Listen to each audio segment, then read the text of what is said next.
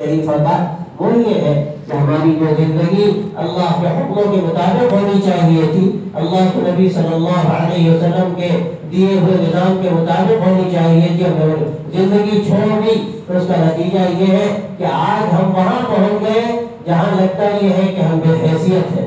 کیا ہم ہمیشہ ایسے ہی تھے؟ آپ نے کیا تاریخ کا مطالعہ نہیں کیا؟ حضور اکرم صلی اللہ علیہ وسلم کی جب بعثت ہوئی، آپ اس وقت جائزہ لیجیے مکہ مکرمہ کا، کیا متمدن شہر تھا؟ کیا وہاں پر کوئی بڑا کلچر تھا؟ اس وقت جو بڑے بڑے امپائر تھے، چاہے رومن امپائر ہو یا پرشین امپائر ہو، دو دنیا کے بڑے دو متمدن اور ترقی یافتہ قومیں تھیں، دنیا کو کا سکتا تھا۔ بچنے والے تو بیچارے کہیں شمار قطار میں نہیں تھے اور ان کو بالکل بے حیثیت سمجھا جاتا تھا، نہ ان کے پاس تمدن تھا، نہ ان کے پاس علم تھا، نہ ان کے پاس ٹیکنالوجی تھی، ان کے پاس کچھ نہیں تھا، البتہ کچھ روایتیں تھیں اور کچھ اپنے قصے کہانیاں اور اشعار تھے جن کو سنتے تھے اور سناتے تھے اور راتوں کو مجلسیں سجاتے تھے، اس کے بعد ان کے پاس کچھ نہیں تھا۔ لیکن جب اللہ کے نبی صلی اللہ علیہ وسلم مکہ مکرمہ میں تشریف لائے، آپ کی بعثت ہوئی، آپ نے سب سے پہلی وحی جس میں اقرا کا اور قلم کا لکھنے اور پڑھنے کا تذکرہ تھا، آپ نے اس سے ایک نئی زندگی کا آغاز کیا، ایک نئی دعوت کا آغاز کیا، حضرات صحابہ رضی اللہ عنہم کو تیار کیا کہ وہی صحابہ جن کو خود چلنا نہیں آتا تھا، جو جانوروں کو سے چلانا جانتے تھے، اللہ تبارک و تعالیٰ نے ان کو کہاں سے کہاں پہنچایا، کس علم میں پہنچایا، کس ٹیکنالوجی نے پہنچایا، کون سے ان کے پاس اسباب جنگ تھے جس کی وجہ سے وہ وہاں پہنچ گئے۔ وہ تو خالی تھے، رہتے تھے، لیکن ایمان اور اخلاق کی وہ طاقت تھی جس نے ایسے اور کسرا کے پراٹھے اڑا دیے اور دنیا نے دیکھا یہ دنیا کی ضرورت ہے، انسانیت کی ضرورت ہے۔ اس وقت حالت یہ ہو گئی تھی کہ انسانیت سکتا کا ختم ہو جائے گی اور جانور کی طرح انسان زندگی گزارتا تھا۔ اس کے درجنوں واقعات ہیں، آپ نے شاید سنے ہوں گے۔ ایک واقعہ میں یاد کرتا ہوں زمانے کے تمدن کا کہ جب کوئی بڑی دعوت ہوتی تھی، وہاں کے بڑے بڑے جو وزراء اور عمرا تھے ان کی دعوت ہوتی تھی کھانے کی، تو اس کا طریقہ یہ اختیار کرتے تھے راتوں میں کسی ستون میں غلام کو باندھ دیتے تھے، غلام کو باندھ دیتے تھے اور باندھنے کے بعد اس کے کپڑوں میں آگ لگا دیتے تھے، اس کی روشنی میں بیٹھ کر وہ بدبخت کھانا کھاتے تھے اور جب وہ جل کر مرنے لگتا تھا غلام، ان کے لیے پیک ٹائم ہوتا تھا اور اس وقت نظر کے عالم کو دیکھنے کے لیے وہ ٹوٹے پڑتے تھے کہ دیکھیں کس طرح کے انسان کی جان نکلتی ہے۔ ایک انسان کا حال دوسرے انسان کے بارے میں یہ تھا کہ وہ جان نکل رہی ہے، جو اس سے مزہ لے رہا، وہ تفریح کر رہا ہے، یہ عالم تھا اس زمانے کے تمدن کا۔ جیسے سوار ہوا لاشا ہوتا ہے، اس لاشے کی طرح تمدن تھا۔ لیکن رحمت العالم صلی اللہ علیہ وسلم کی بعثت کے بعد جب اللہ تبارک و تعالیٰ نے دنیا کو یہ انسانیت کا سبق دیا اور لوگوں کو یہ اندازہ ہوا کہ انسان کو کس طرح زندگی گزارنی چاہیے، اس کا عشق جوہر اس کی وہ دل کی محبتیں ہیں، وہ انسانیت اور شرافت ہے،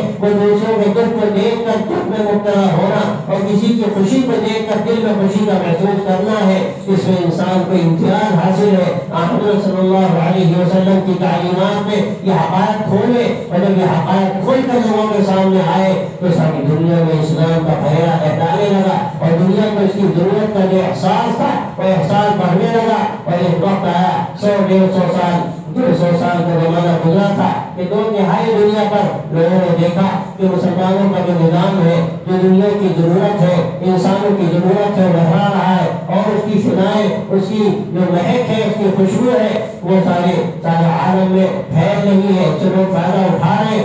یہ طاقت سب سے بڑھ کر میں پھر دہراتا ہوں، یہ ایمان و اخلاق کی طاقت تھی۔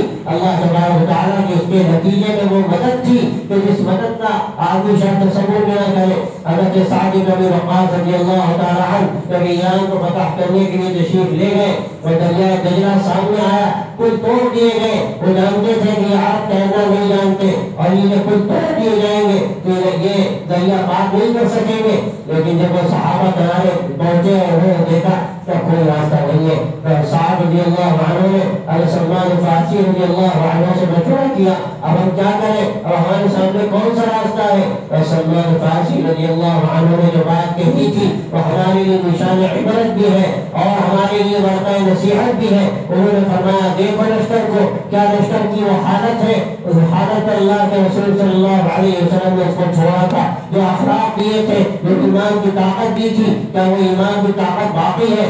اللہ نے ان کو جو نگاہ بصیرت دی تھی انہوں نے آنکھیں کھول کر دیکھا اور پھر یہ فرمایا اللہ کا شکر ہے یہ صحابہ ہے اللہ کے نبی کے ساتھی ہے اور یہ سارے کے سارے انہی صفات کے ساتھ ہے ان صفات پر اللہ کے نبی صلی اللہ علیہ وسلم نے ان کو چھوڑا تھا۔ حضرت سلمان فارسی رضی اللہ عنہ نے فرمایا آگے بڑھ جائیے اب کوئی طاقت آپ کو روکنے والی نہیں ہے۔ وہ گھوڑے انہوں نے دریا میں ڈال دیے۔ یہ تاریخ کی حقیقت ہے کہ جس طرح خشکی کو پار کرتے ہیں لوگ اسی طرح وہ گھوڑے دریا کو پار کرنے لگے۔ لگتا تھا کہ ان کے سر بھی نہیں بھیگیں گے پاؤں پر بھی اس کا اثر نہیں پڑے گا۔ اور جب دیکھا ایرانیوں نے کہ گھوڑے دریا پر چلے آ رہے ہیں تو کہنے لگے دیو آمدن دیو آمدن، ارے یہ تو جنات معلوم ہوتے دیو معلوم ہوتے، ان کا کون مقابلہ کرے گا؟ اور لمحوں میں وہ پورا شہر خالی ہو گیا اور بغیر کسی مقابلے کے فتح ہو گیا۔ میرے بھائی یہی ایمان کی طاقت ہے، اخلاق کی طاقت ہے، جس سے آج ہم کہیں دامن ہے، جس سے آج ہم کہیں دامن ہے۔ ہمارے پاس نہ وہ ایمان ہے نہ ہمارے پاس اخلاق کی وہ طاقت ہے جس کا نتیجہ آج دنیا میں آپ دیکھ رہے ہیں کہاں مسلمانوں کو عزت ہے، کہاں ایمان کی حقیقت کے ساتھ وہ قائم ہے، کہاں اسلام کا صحیح سماج ہمیں نظر آتا ہے۔ آپ ڈھونڈنے کے لیے نکلے، ہو سکتا ہے کہ افراد مل جائیں جن کے اندر وہ ایمان ہو، وہ ایمانی اخلاق ہو، وہ سماج و معاشرت کی وہ ان کے پاس روشنی ہو، لیکن اگر آپ کو باقاعدہ سماج دیکھنا چاہیں آپ کو سماج نظر نہیں آئے گا۔ ہاں ایک زمانہ گزرا ہے کہ ہمارے گھروں میں ہمارے سلف نے محنت کی ہے اور سماج کو تیار کیا ہے۔ حضرت سیدنا بشیر رحمۃ اللہ علیہ جو اپنے وقت کے امام و قائد تھے، مجاہد تھے اور جن کے ذریعے سے ہزاروں لاکھوں لوگوں کو صحیح راستہ ملا، ان کے بارے میں آتا ہے کہ جب جہاد کے لیے ہندوستان سے اس وقت آخری کنارے پشاور تشریف لے گئے اور وہاں پورا لشکر ان کا ہندوستان سے ان کے ساتھ گیا تھا، وہ ساتھ تھا اور وہاں جب سال 1.5 کا عرصہ رہے اس کی پوری داستان ہے۔ میں ایک واقعہ سے سنانا چاہتا ہوں کہ کچھ عرصہ گزرنے کے بعد 1.5 کا ایک وہاں کے پشاور کے نوجوان نے ایک مجاہد کو پکڑا اور کہنے لگا ایک بات بتائیے آپ کی نگاہیں دور کی کمزور ہے کیا؟ آپ کو دور کا نظر نہیں آتا؟ وہ کہنے لگا آپ عجیب سوال کر رہے ہیں، ہمیں سب نظر آتا ہے، دور دور کے درخت نظر آ رہے ہیں، یہ باتیں نظر آ رہی، لیکن یہ بتائیے کہ آپ عجیب سا سوال کیوں کر رہے ہیں؟ تو وہ کہنے لگا کہ ہم لوگ آپس میں چرچا کرتے ہیں کہ ہندوستانی آئے ہیں، ان کو تقریباً 1.5 سال کا عرصہ ہو گیا، نوجوان ہیں، ان میں شادی شدہ بھی تھے جو اپنی بیویوں کو چھوڑ کر آئے ہیں اور یہاں ماشاءاللہ پشاور کے نوجوان لڑکیاں خوبصورت ہیں، لیکن یہ 1.5 سال کا عرصہ گزر گیا، ہم نے کسی بھی مجاہد کو نہیں دیکھا کہ وہ نگاہ اٹھا کر کسی نامحرم کو دیکھ رہا ہو۔ تو ہم نے یہ سمجھا کہ لگتا ہے آپ لوگوں کی شاید نگاہیں کمزور ہے، آپ کے اندر دیکھنے کی صلاحیت ہی نہیں ہے۔ تو اس مجاہد نے کہا نہیں، ہمیں تو دور دور کا نظر آتا ہے، لیکن یہ تو اللہ کا حکم ہے کہ ایمان والوں سے کہیے، مردوں سے کہیے، عورتوں سے کہیے اپنی نگاہوں کو نیچی کریں، اپنی شرمگاہوں کی حفاظت کریں۔ یہ تو حکم ہے اللہ کا، اللہ کے رسول صلی اللہ علیہ وسلم کا، اور یہ ہمارے امام کی تربیت کا نتیجہ ہے، جس کے نتیجے میں آپ کو ہم اس طرح نظر آ رہے ہیں ویسے سماج ہمیں نظر آتے ہیں۔ خال خال یہ اسلامی جو تاریخ اخیر زمانے کی جو تاریخ ہے 500-600 سال کی، اس میں ہمیں ایسے واقعات ملتے ہیں، ایسے سماج نظر آتے ہیں۔ لیکن افسوس کی بات یہ ہے کہ اگر آپ آج تلاش کرنا چاہیں تو بہت مشکل ہے کہ صحیح اسلامی زندگی آپ کو نظر آئے۔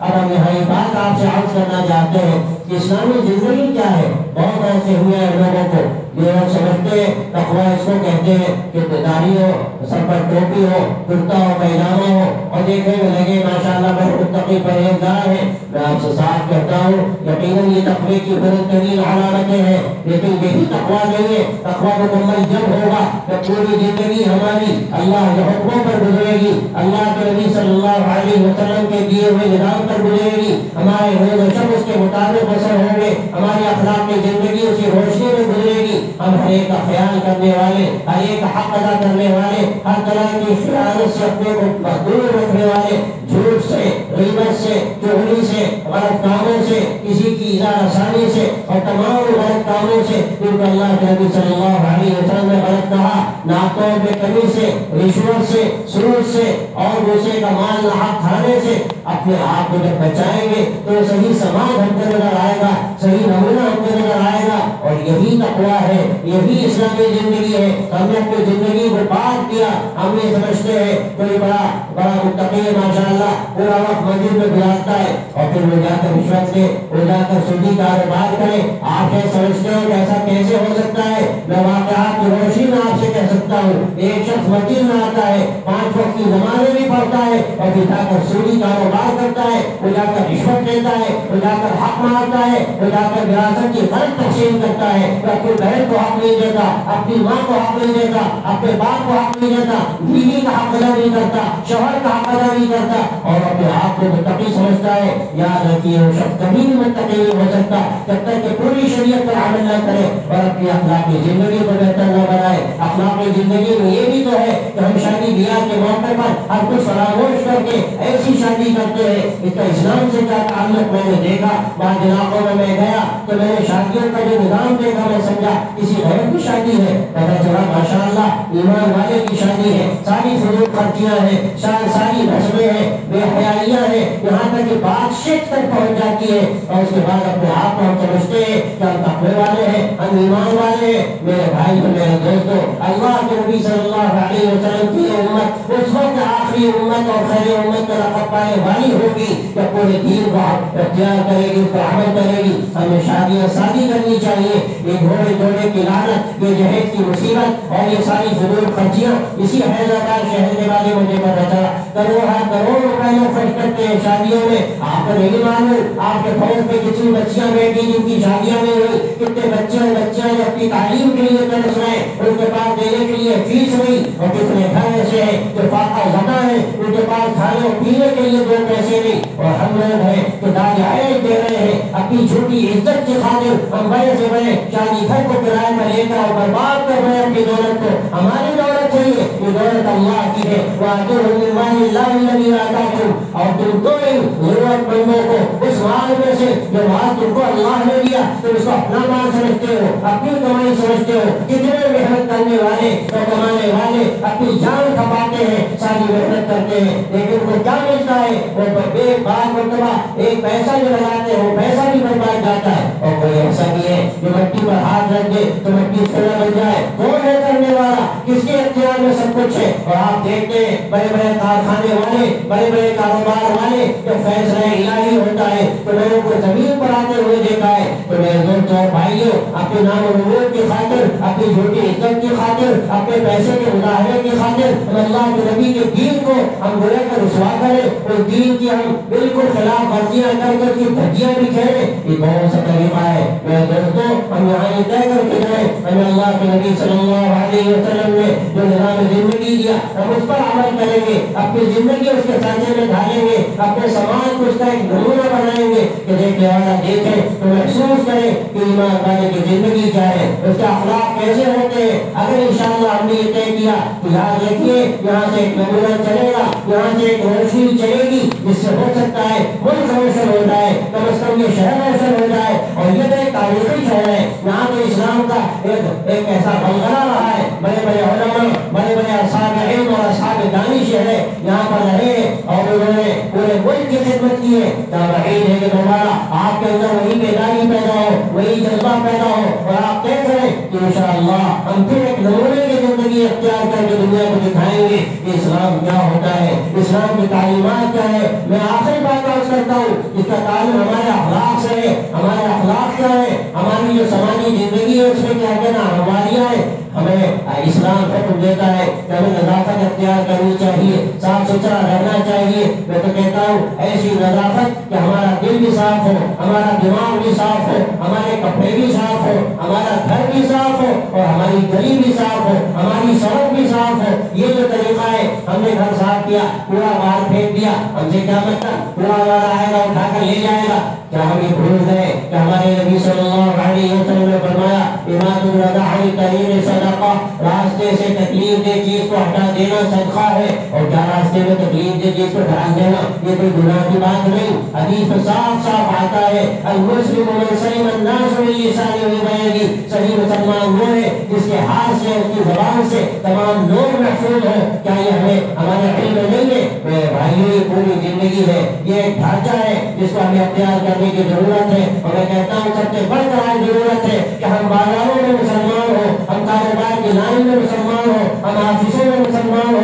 اپنے سفروں میں اپنے اسلامی شناخت کے ساتھ اور اسلامی اخلاق کے ساتھ نظر آئے. یہ جو ہم نے خودغرضی کا ایک طریقہ اختیار کیا ہے کہ ہمیں فائدہ ہو, ہمیں راحت ملے, ہمیں آرام ملے اور دوسرا بھاگ مل جائے, یاد رکھیے یہ اسلام سے تعلق رکھنے والی بات نہیں ہے. ہمیں کیا کرنا چاہیے کہ ہم اسلامی جو شعائر ہیں سب سے بڑھ کر ان کی عزت کریں گے, اور جو اسلامی احکامات ہیں ہم ان کو سب سے بڑھ کر فالو کریں گے, ہم ان پر عمل کریں گے, اپنی زندگی اس کے ساتھ میں ڈالیں گے. بہت ہی چھوٹی سی بات ہے, آپ گاڑی چلاتے ہیں, آپ نے گاڑی ایسی جگہ لے جا کر کھڑی کر دی, ہر گزرنے والے کو اذیت ہو رہی ہے, لوگ اس کو ٹریفک کی خلاف ورزی سمجھتے ہیں, میں اس کو شریعت کے خلاف ورزی کہتا ہوں. آپ ایسا عمل کر رہے ہیں جس سے لوگوں کو اذیت ہو رہی ہے, یاد رکھیے یہ جائز نہیں ہے. آپ گاڑی ایسی جگہ ہرگز نہ کھڑی کریں جہاں لوگ آنے جانے میں تکلیف ہو. یہ چھوٹی چھوٹی باتیں ہیں جس کو ہم نے اسلام سے الگ کر دیا ہے اور اسلام کو ہم نے خانوں میں بانٹ دیا ہے. ہم یہاں سے طے کر کے جائیں, یہ نظام لے کر کے جائیں, تب پوری زندگی اسلام کے ساتھ میں ڈالیں گے. اور آج کے دور میں جبکہ میڈیا اسلام کو بدنام کرنے پر تلا ہوا ہے, ہم یہ طے کریں کہ اپنی زندگی سے ہم ثابت کریں گے کہ میڈیا جھوٹا ہے, لیکن جب ہوگا کہ جب ہماری زندگی نمونے کی زندگی ہو, ہم اس کو فالو بھی کریں, ہم اس کی اشاعت بھی کریں, اور خاص طور سے آج کے حالات میں آگے بڑھ کر یہ جو بیان انسانیت کا کام کہا جاتا ہے, یعنی ہاسپٹلس میں جانا, مریضوں کی عیادت کرنا, اور اس کے ساتھ جیلوں میں جانا یا اسکولوں میں جانا, یا اس کے علاوہ جو ضرورت مند بھوکے ہیں ان کے لیے کھانے پینے کا انتظام کرنا, یہ جو رفاہی کام ہے ہمیں اس میں بھی آگے آنے کی ضرورت ہے. اور میں ایک قدم آگے بڑھ کر کہتا ہوں کہ یہ بھی کرنا کافی نہیں ہے. ان کاموں کے ساتھ ہمیں ملنا ہے, ہمیں دائرات کرنے ہیں, ہمیں کاغذ میٹنگیں کرنی ہے. جو اصحاب ثروت ہیں, جو اصحاب اثر ہیں, ان کے زیر اثر بڑی تعداد میں لوگ ہوتے ہیں, ان سے مل کر ان کے ذہنوں کو ہمیں بدلنے کی ضرورت ہے اور ان کو بتانے کی ضرورت ہے کہ جو باتیں کہی جا رہی ہیں وہ سب غلط ہے. انشاءاللہ اگر ہمیں اس طرح اپنی زندگی کا سفر شروع کیا, ایک نئے عزم کے ساتھ, ایک نئے حوصلے کے ساتھ, ایک نئے ارادے کے ساتھ, کیا بعید ہے کہ اللہ تبارک و تعالی ہمارے ان اعمال کے نتیجے میں اسلام کا جو داغ دھبے ہم نے اپنی بدعمالیوں سے ڈالے ہیں, اللہ تعالیٰ ان کو صاف کر دے. ایک نئی صبح گویا کہ نمودار ہو, ایک نئی صبح طلوع ہو. یہ سب ممکن ہے لیکن اس کی محنت کی ضرورت ہے. میں سمجھتا ہوں کہ اگر یہ باتیں ہم نے طے کر لی اور آگے ہم نے ارادہ کیا کہ اس پر انشاءاللہ ہمیں عمل کرنا ہے, تو ہم اس کا نتیجہ بھی دیکھیں گے. آخری میں بات عرض کرتا ہوں انشاءاللہ جو باتیں میں عرض کر رہا ہوں کچھ عملی محنتیں بھی اس کی ہو رہی ہیں. اگر آپ چاہتے ہیں کہ اس میں ہم کچھ شامل ہوں, اس میدان میں ہم آگے بڑھیں, تو نماز کے بعد سنتوں کے بعد اگر وقت ملے کچھ دیر جو حضرات چاہے وہ ٹھہر جائیں. اس پر عملی جو کام ہو رہے ہیں اس پر ہمارے عزیز اور جنید موجود ہیں, وہ انشاءاللہ کوئی روشنی ڈالیں گے, وہ عملی باتیں کر لیں گے آپ سے. اگر آپ چاہیں کہ ہم اس میں شامل ہوں تو اس کے راستے بھی نکلیں گے. اور سب سے بڑھ کر آپ ہماری طے کر کے جائیں کہ اپنے ایک نئے نظام کے ساتھ ہمیں اپنی زندگی کا سفر شروع کرنا ہے. اللہ تعالیٰ ہم سب کو توفیق دے, اس حاضری کو قبول فرمائے. وآخر دعوانا ان الحمد للہ رب العالمین.